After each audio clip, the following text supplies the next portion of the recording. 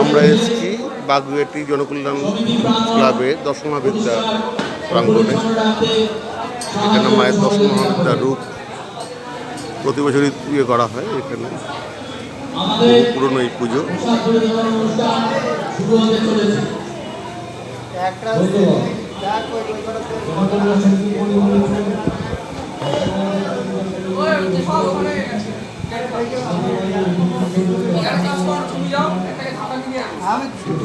আমার কথা কেউ শুনবে কেন শুনবে না? তোমরা ধাইর্য করে ডাইনি পথে চলে আসবে। ডাইনি পথে চলে আসবে। আমি এই মাগুলো তোর দেওয়া কোথায়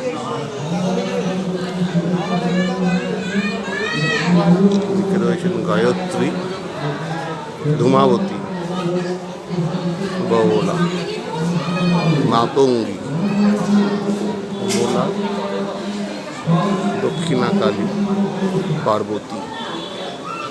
মায়ের দশম মহাবিদ্যার রূপ।